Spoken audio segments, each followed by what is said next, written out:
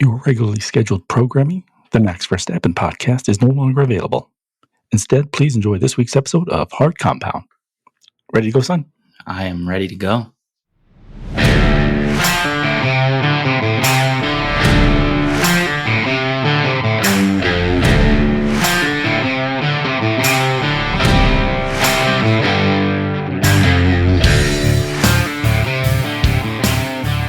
Hello, welcome to Hard Compound, an American take on Formula One.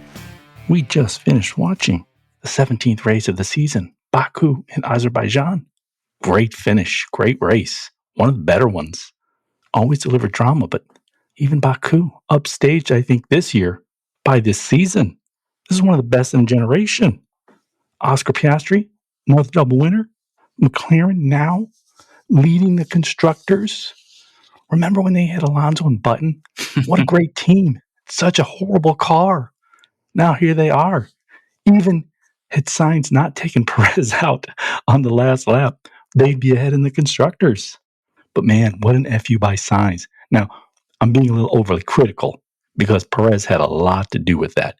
You almost could say, did not want to give up that spot. Julian Palmer did a good analysis of this. He did not want to give up that slipstream. He was locked in on getting on the podium. Man, Sainz kills Perez's shot. And Ferrari had a legit chance this season of winning the constructors. Likely Red Bull or McLaren. But they're in it. After that crash on lap 50, the penultimate lap, as the Brits say, I don't think so. Anyway, Patrick, son, give me your takeaways. Yeah, I mean, like you said, this race sort of encapsulates so much of what this season has been about.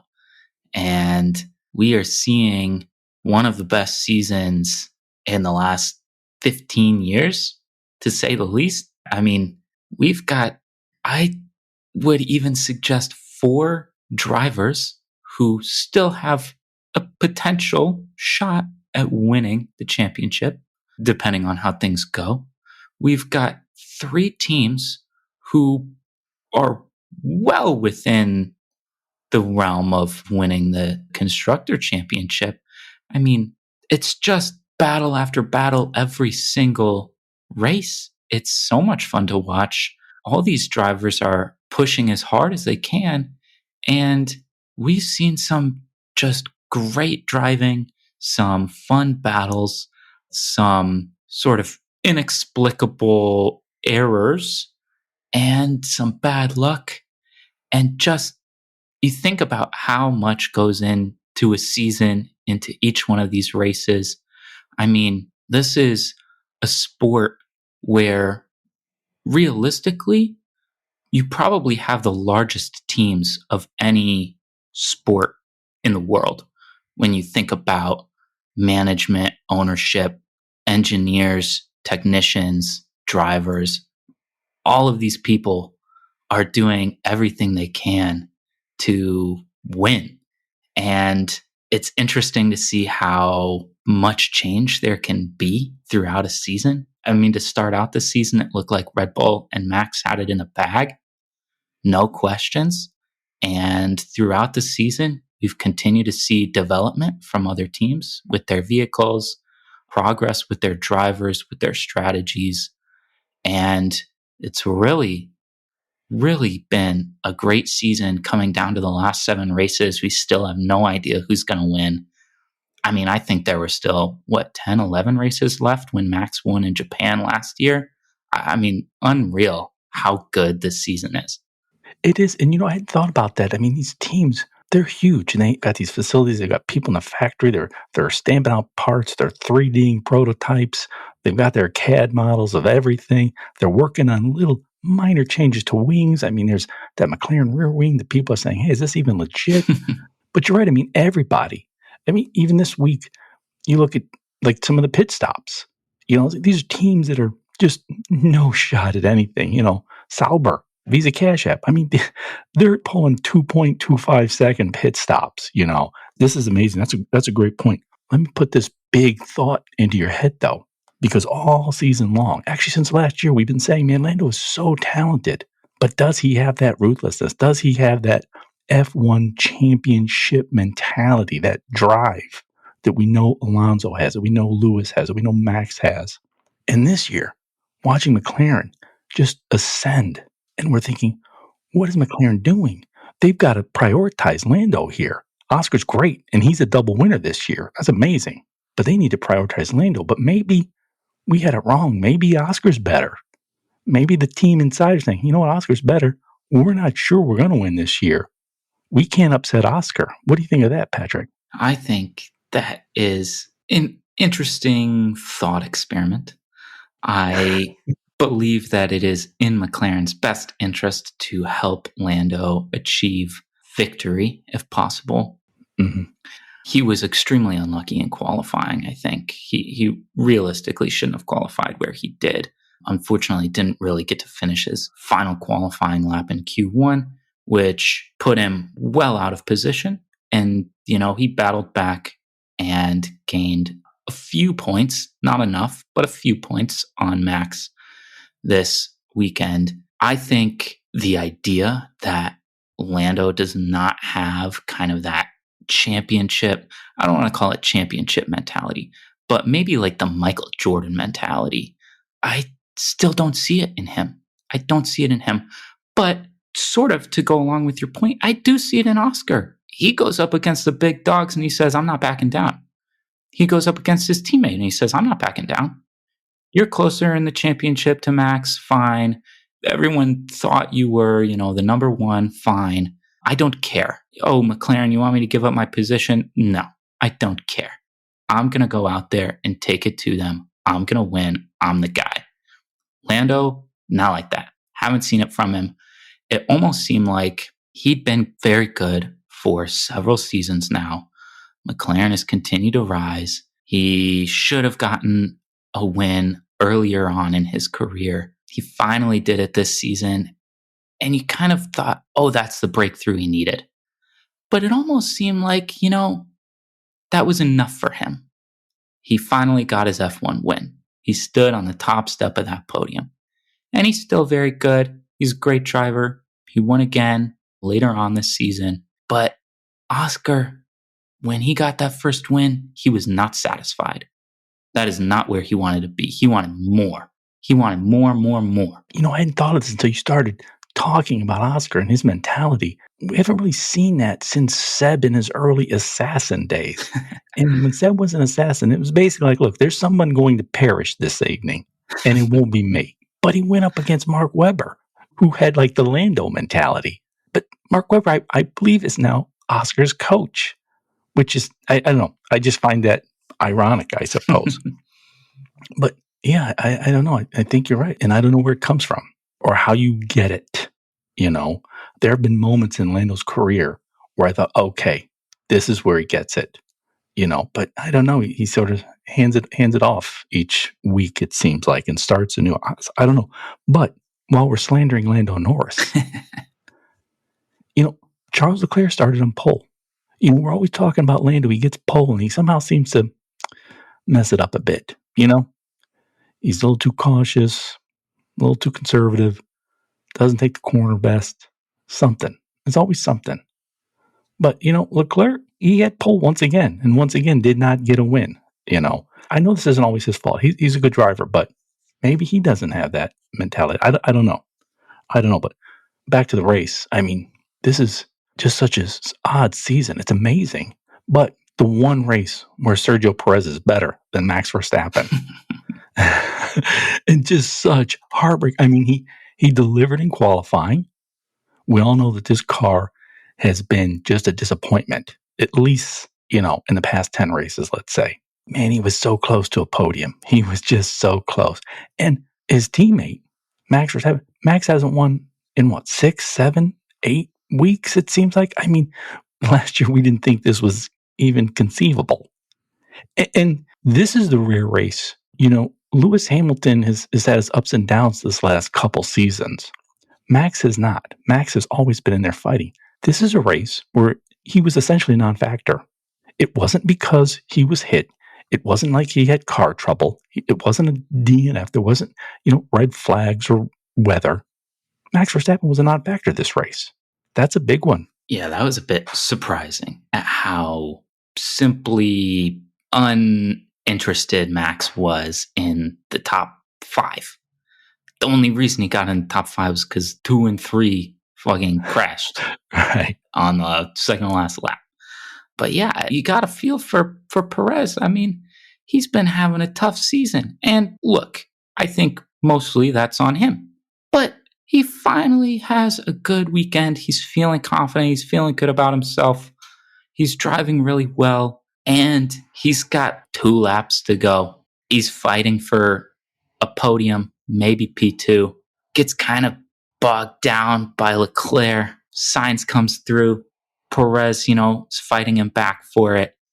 And personally, I think the stewards sort of got it correct. They didn't punish either driver. It looked like both of them they were on their racing line. They didn't move necessarily toward each other. But when you're going that fast and your wheels touch, some bad things can happen. In a sense, both of them straight into the wall. I mean, that sucks for Perez. I mean, he's, trying to get himself back, get his mojo back. And this looked like the race to do it. And it just turned out to be another DNF for him. So Yeah. Really tough. What was the baseball movie with Kevin Costner? And they bring the doctor back. He finally gets a second shot at playing in the big leagues. God brings him back, makes him a human again. Something like 50, 60 years later. Yeah. He gets up to bat and boom, some kids get choking on a hot dog or something. It's like, oh crap, man. Yeah. This is what's happened to Sergio in Azerbaijan. He's in Bull Durham right now. Okay, give me your top 5. My top 5. Well, you got to go with the young Aussie Oscar Piastri's driver of the day. I mean, he started P2, qualified well, right behind Leclerc. Leclerc beat him off, in that first stint, but he came back on those hard compound tires, knew he needed to get past Leclerc, was able to do it quickly enough, and then he just held on for dear life. And, with, 3 laps to go, finally Leclerc's tires went off, and Oscar sort of was home free after that. But man, he battled the whole race, and that's not an easy thing to do. Yeah, I loved his pass on Leclerc, but the pass wasn't so hard. But yeah, he held him off. That was fun to watch. Yeah, then maybe a little bit unconventional for the rest of my top 5. I've got Alex Albon. Great qualifying session from him, and just really good racing. He raced really hard, let his tires come to him, and got some big time points really for Williams there. They're having a tough time this season, as they have done for the last 10 years. But they, jumped up past Alpine after this race. I mean, they're still a fair bit down on Haas for P7, but this is a way to start that roll. If they can get going, get a few points here and there, they'll be close to RB and Haas by the end of the season. Then I got his rookie teammate in his second F1 race, Colapinto, outqualified Albon for starters, which Logan Sargent never fucking did. And then, I think he was P11 until that Sainz Perez crash. But even P11 is solid, and shit happens. You get a couple points for your team. I mean, that's a good way to start. Show off, yourself. I think there's 1, 2 open seats left for next season. So it'll be hard to convince people, but this is the way to do it. Oh yeah, I mean, I think there's 2 seats because Ricardo, I don't think is technically signed. That's right, VCARB but technically. Almost certainly if they don't resign him, that goes to Liam Lawson. So really that just leaves Sauber, which is going to be Audi. And I know Bottas is making a run for that, but I mean, Bottas, what do we get? We get nothing. I mean, he's experienced. He's not going to crash your car, but he wants some fun. Yeah. Then, I got to give it to the other rookie, second F1 race, signed for Haas next season, comes in for K-Mag, Ollie Bearman. He's had 2 races, 2 points finishes this season. He finished ahead of Hülkenberg, his teammate in Haas, who's been driving really well this season. I mean, just I think really impressive from both of those young drivers there, Ollie Bearman and Colapinto. Just, I don't know, doing a great job. It's fun to see. I mean, we get Oscar winning this race. These rookies, Colapinto, like you said, Bearman, he's now driven for Ferrari and Haas this season. And he has more points than K-Mag. Yeah. I mean, this is the young guns this week. And then to round it out, I chose to give Lando Norris a top 5 this week. I think he was caught out, unfortunately, really through no real fault of his own in qualifying, qualified way back, and was able to keep his composure, make his way through the field, and, come back and pass Max with ease. After qualifying, it looked like, damn, this might be game over for Lando. He didn't gain enough points on Max this week, but he did gain points on him when it looked like realistically Max was just going to kind of put the nail in the coffin. So I think really good drive from him. Nice. So you got Oscar, Albon, Colapinto, Ollie Bearman, Lando Norris. That would not be my top 5, but I think that's a good list. I'd throw George Russell in there. He had a solid race in a car that everybody said was causing, was just difficult. Lewis Hamilton complained all weekend about it. And Alonso had a good race. Yeah, I've even got, Leclerc as an honorable mention. He got pole, P2. I mean, just battled the whole race. But, I think a lot of these guys had really solid races. And even Perez, I think was a great race and came to an unfortunate end. So race overall, Baku is always a lot of fun. So it is. This was a good race. So let's look at these driver standings. We've got 7 races left, I believe, and I think 3 sprints. I'm not sure why they backloaded the sprints. No. Max is at 313. Lando Norris is at 254. Charles Leclerc is at 235. Oscar Piastri is at 222. 7 races and I believe 3 sprints. That's a lot of points. That being said, it's not going to be easy. So forget how much you can win in a race, how much you can win in a sprint. Essentially, there's 7 weekends left.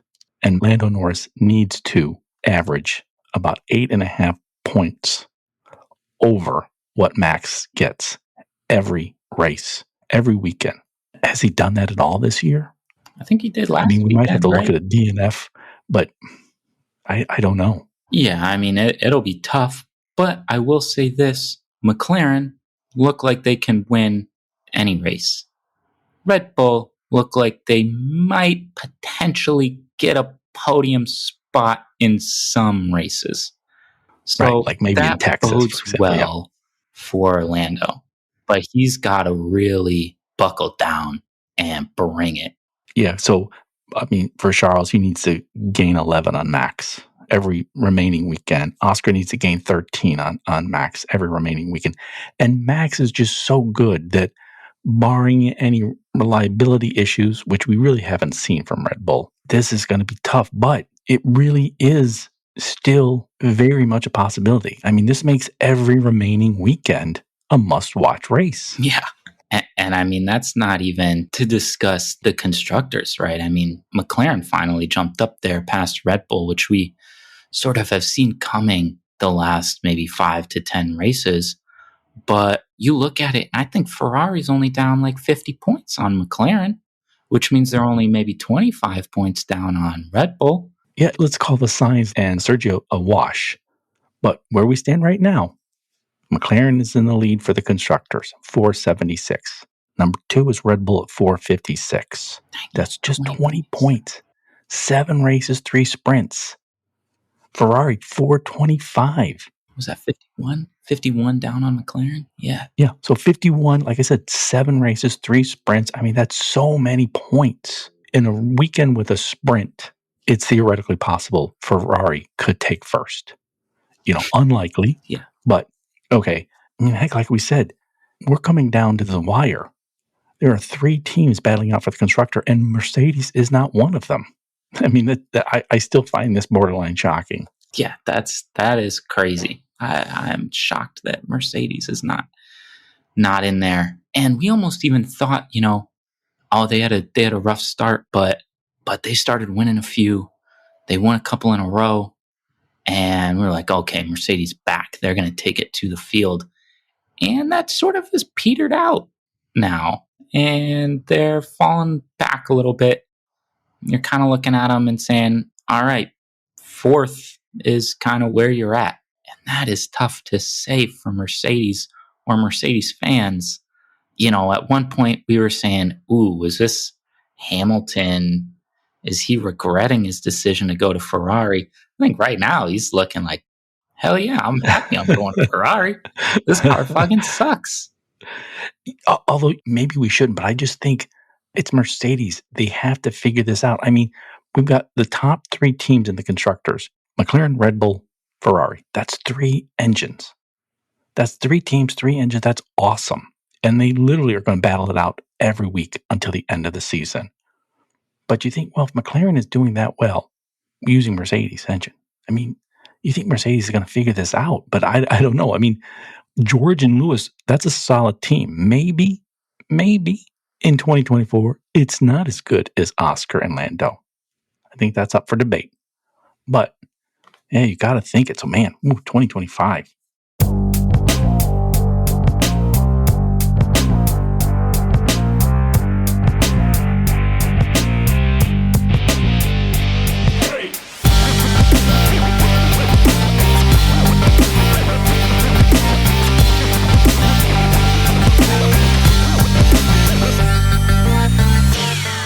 All right, switching to the soft compound. Let's move away from the race, Patrick. The other big story in F1 this week was that Red Bull's chief designer, Adrian Newey, has left the team, and Lawrence Stroll, the owner of Aston Martin, is going to give him £30 million. And I looked that up. That's not like whatever they do in these other countries where it's like 1,000 is $1. £30 million is like 30 million US dollars, maybe more. I mean, it's more, right? Yeah, the British pound, I think, is like $1.25 or something like that. Dang. So that's 30 million plus US dollars a year for 5 years. Yeah. He's not a driver. This is amazing. I mean, I think it's great because, where are we seeing this in any other sport? It's like, oh, well, he's the quarterback. I don't know about soccer, but whatever the guys making the top money, whatever position they're in, oh, this guy, he's a home run hitter for the Yankees. Who else is making 30 million plus in sport that's not the actual best athlete on the team, the best driver? This is, I think, a seminal moment in F1 history. I don't want to overstate it because for 5 freaking months, I was bored to death with, where's Adrian Newey going to go? But I think the fact, he's not a team principal. He's not a driver, and he's going to be making 30 million plus a year. Yeah, that's kind of unreal. I think Lawrence Stroll likes to make a big splash, and I'm pretty sure that's what's happening here.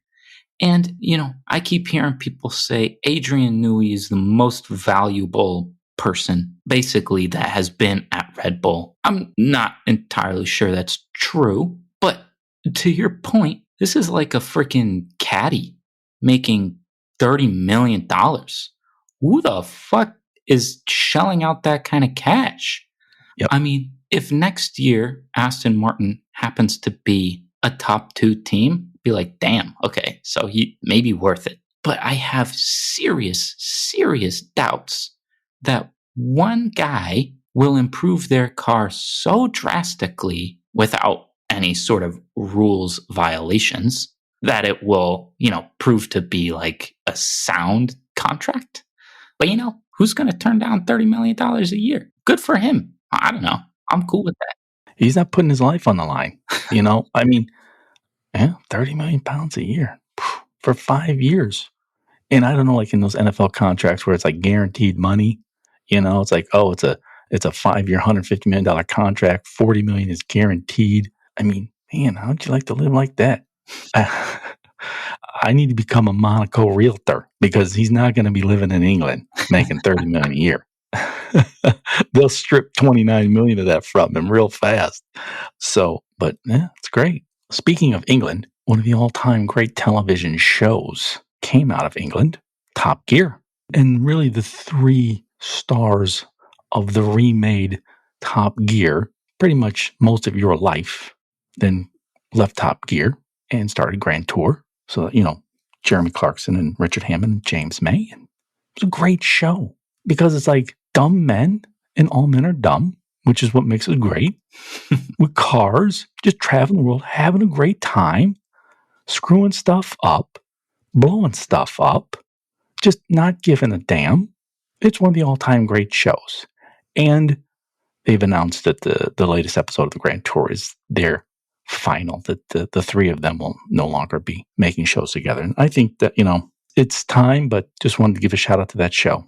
Yeah, it's one of my favorite shows. And I know a lot of people who have stories about growing up and watching that show and becoming fans of cars or racing or whatever it is because of those three in that show, myself included. It's disappointing, I guess, to see the end of it, but, has always been fun to watch them. And, it's funny that you bring it up because I think there was a lot of talk about how basically Jeremy Clarkson predicted Adrian Newey's signing with Aston because he knew where he was house shopping, which is kind of funny. But yeah, so great to see them. And I think, they're a big reason why a lot of people became car fans or F1 fans and things of the like. So yeah, really great to see.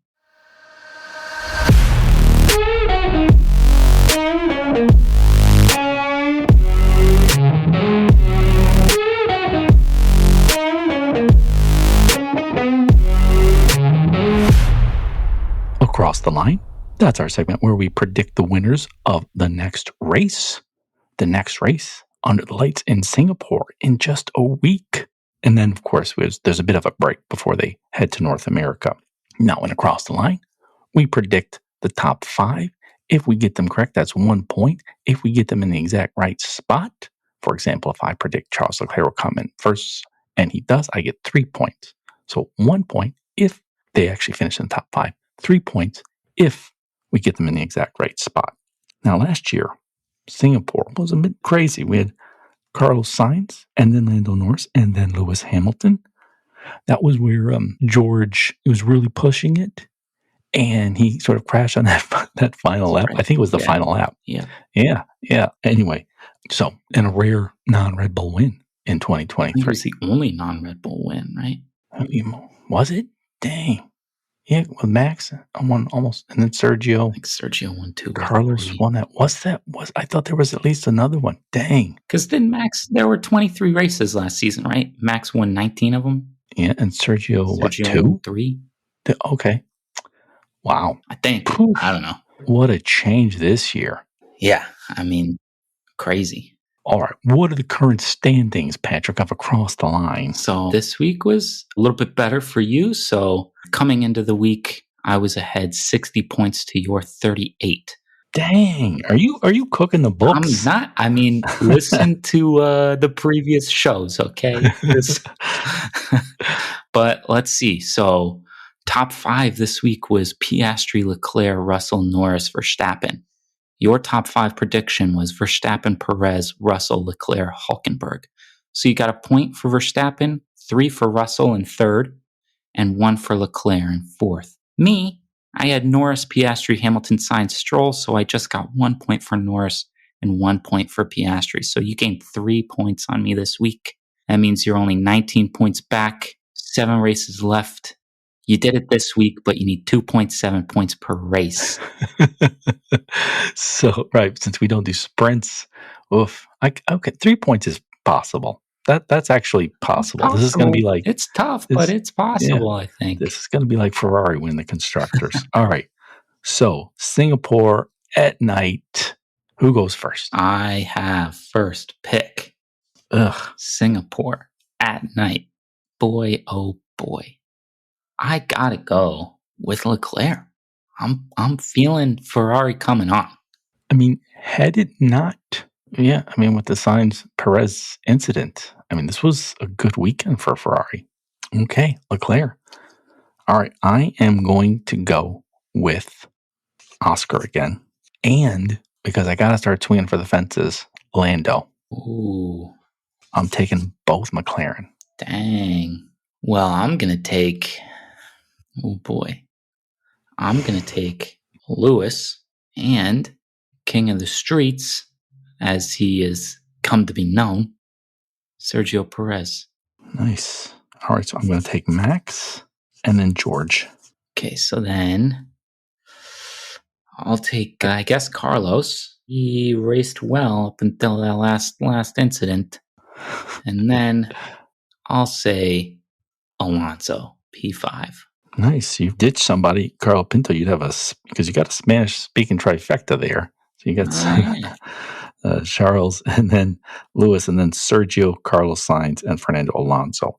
I have Oscar Piastri, Lando Norris, the McLaren team, Max Verstappen, George Russell, and my final pick will be, let's go Albon.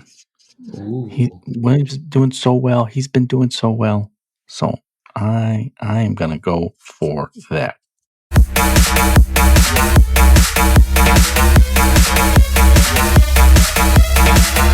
Any crazy predictions, Patrick? My crazy prediction is that Haas just says, fuck it. And Ollie Bearman finishes out the season replacing K-Mag. K-Mag has raced his final Formula One race. I don't know, though. I mean, no, I do like that. That's a good one. I can't dispute that. That's a good prediction that's within possible. Here's mine. We were talking about Adrian Newey. Lawrence Stroll has not overpaid. As a designer, as an aerodynamics expert, as an F1 savant, Adrian Newey is the man. He's the king. He's now worth £30 million a year. But in racecraft, he is worth £30 million a year. In buzz, in creating an Adrian Newey branded Aston, in getting, I don't know, Qatar money, Saudi money. My prediction is, now that he's got Adrian Newey under contract, Lawrence Stroll is going to sell the team by the end of the season. Ooh. All right. I want to thank you all for listening to everybody's most beloved father and son F1 podcast. It is much appreciated. And we are lights out. See ya. Thanks for listening.